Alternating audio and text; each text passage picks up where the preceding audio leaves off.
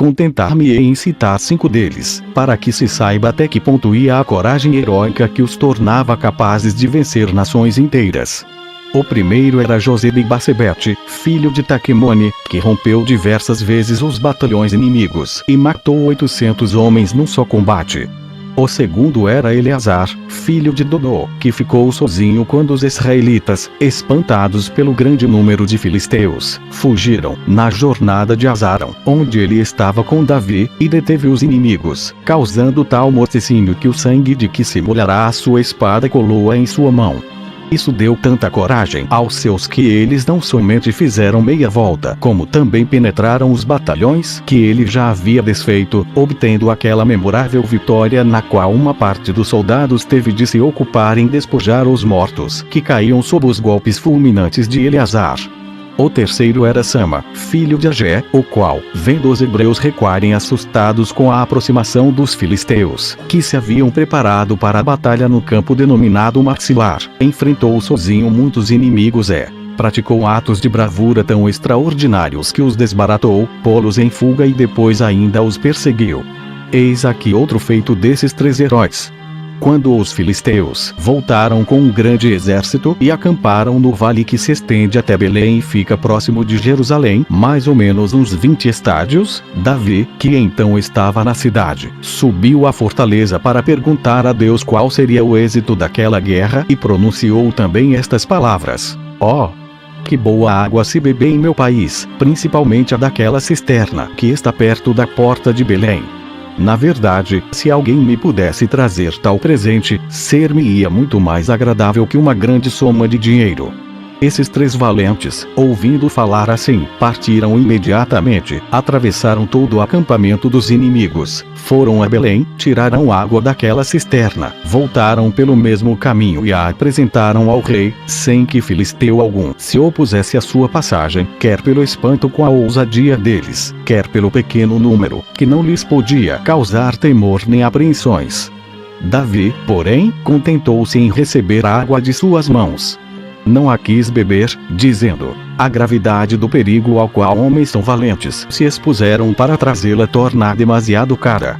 Assim, ele a derramou como oferta na presença de Deus, dando-lhe graças por haver conservado aqueles que com ela o presentearam. O quarto desses bravos era Abisai, irmão de Joabe, que num só combate matou 300 inimigos. O quinto era Benaia, da casta sacerdotal. Atacado ao mesmo tempo por 2 irmãos que passavam pelos mais valentes dos Moabitas, matou a ambos. Depois, sem armas, foi atacado por um egípcio de estatura prodigiosa e bem armado. Matou-o com a própria lança, que lhe arrancara das mãos. E, não tendo outra arma senão um cajado, matou um leão numa cisterna em que caíra durante uma tempestade de neve. 303. 2 Samuel 24. Esses foram os feitos desses 5 homens extraordinários. Os outros 33 não lhes ficavam atrás, nem em força nem em coragem.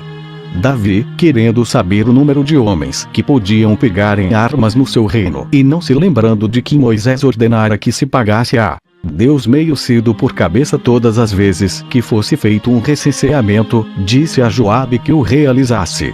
Este desculpou-se, dizendo que aquilo não era necessário. Mas Davi deu-lhe ordem de maneira taxativa. Assim, Joabe partiu e, depois de 9 meses de trabalho mais 20 dias, foi procurá-lo em Jerusalém, com os príncipes das tribos e os escribas.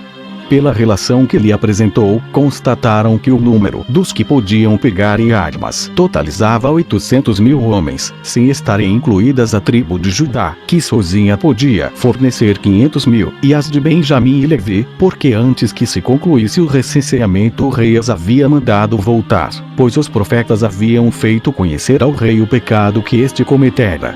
O religioso príncipe pediu perdão a Deus, que ordenou, por meio de Gade, seu profeta, que ele escolhesse qual destes 3 castigos preferia: uma carestia geral de 7 anos, uma guerra de 3 meses, na qual ele seria sempre vencido, ou uma peste de 3 dias. Davi ficou tão perplexo ante tais propostas que nada soube dizer. Não sabia, dentre esses males, qual escolher. O profeta insistia que ele resolvesse logo, a fim de levar a resposta a Deus. Davi considerou que, se escolhesse a carestia, podiam pensar que ele preferirá a própria conservação à de seus súditos, pois, embora viesse a faltar pão aos demais, o rei não seria privado dele. Se escolhesse a guerra, do mesmo modo não correria grande risco, tendo praças fortes e muitos soldados para velar pela sua segurança. Mas se escolhesse a peste, daria provas de que não tinha em conta nenhum interesse particular, porque a doença é igualmente perigosa, tanto para um rei quanto para o menor de seus súditos. Assim, ele deliberou pedi-la, imaginando que lhe seria mais vantajoso cair nas mãos de Deus que nas dos homens.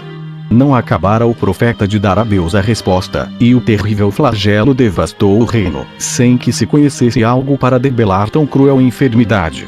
Parecia em geral uma peste muito violenta, mas feria os homens de maneira diferente. Em alguns, não aparecia, mas morriam do mesmo modo que os outros e muito depressa. Outros expiravam em meio a dores atrozes e violentíssimas. Alguns, não podendo tolerar o remédio, pereciam nas mãos dos médicos. Outros perdiam a visão num momento e logo depois ficavam sufocados. E havia quem morresse ao sepultar os mortos, sendo enterrados com eles. Tão espantoso contágio matou numa única manhã 70.000 homens. O anjo exterminador enviado por Deus mantinha os braços erguidos para fazer Jerusalém sentir os efeitos de sua cólera.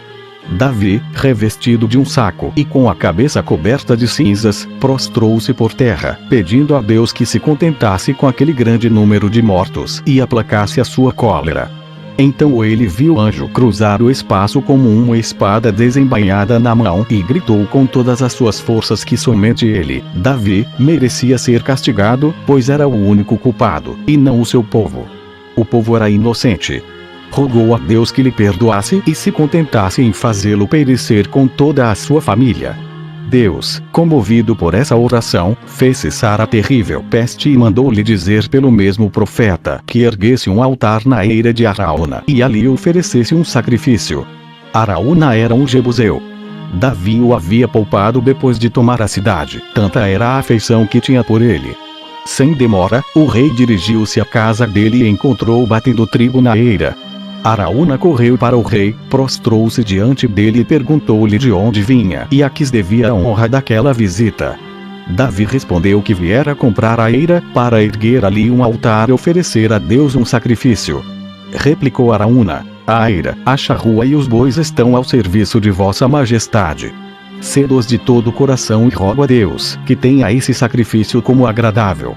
O rei louvou a sua liberalidade e franqueza, manifestando todo o seu agradecimento, mas não quis aceitar a oferta, afirmando que não se devem oferecer a Deus vítimas recebidas como presentes. Assim, comprou tudo por 50 sidos, ergueu um altar e ofereceu holocaustos e ofertas pacíficas. Esse local é o mesmo ao qual Abraão levou Isaque para oferecê-lo a Deus em sacrifício, aparecendo bem perto um carneiro quando ele erguia o braço para feri-lo, que foi imolado no lugar do filho. Davi, percebendo que Deus se inclinava a aceitar o sacrifício, deu a esse altar o nome de todo o povo e escolheu para ali construir o templo. Deus aceitou de tão boa vontade que no mesmo instante mandou dizer pelo seu profeta que o filho e sucessor de Davi executaria o desejo deste.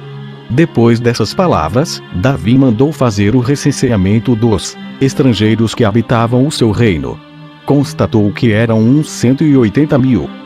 Destes, empregou 80.000 para cortar pedras e o resto para transportá-las, bem como aos outros materiais, exceto uns 3.500, designados para vigiar e dirigir os trabalhos. Juntou bastante ferro, cobre e uma enorme quantidade de madeira de cedro, fornecida pelos tírios e pelos sidônios.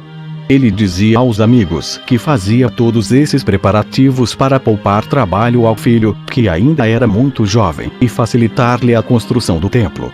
Capítulo 11. Davi manda Salomão construir o templo. Adonias quer fazer-se rei, mas Davi se declara a favor de Salomão.